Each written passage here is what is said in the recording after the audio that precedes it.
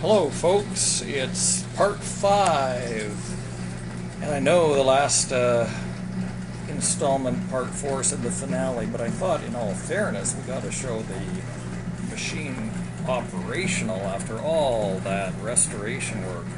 So here it is doing, what do we do, 4 loads of wash, and I'm rinsing now because of course I don't have rinse tubs in this apartment. So let's have a look at the gyrofoam action.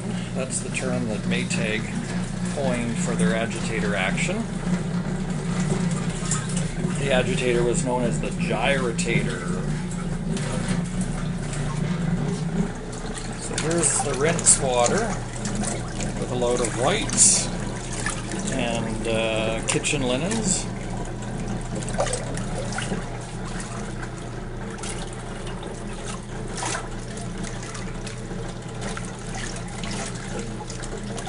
So it really effectively turns those clothes over and over and over. You can see them tumbling towards the center of the tub. That's what gives it such wonderful, efficient washing action, and here rinsing action. Hard to beat that for getting clothes clean. I would challenge this to beat any front loader today. So let's have a look at the main reason I bought this specific machine, and that is for the pump. So over here you can see the gooseneck to the hose, and there we see the pump itself, which is housed on the front of the motor. So the drive shaft turns the impeller. There's the feed down from the wash tub into the pump. There's the front cover for the impeller area. And then here's the connection to the discharge hose. So why don't we first of all check out the wringer, show that in operation.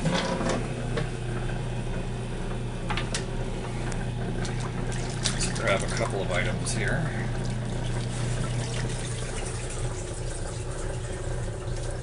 Amazing, they come out really damn dry. So there, that's fully functional and works very well. Now let's turn on the pump. So there's this little lever with a bakelite handle. It's in the off position, and then we'll swing it over to on. It empties the tub in about 2 minutes. Well, I don't want to waste all my rinse water, so we'll turn it back off. That'll give you an idea of the features of this Maytag Model 30 WP, built in November of 1935. Hope you enjoyed it. Thanks for watching.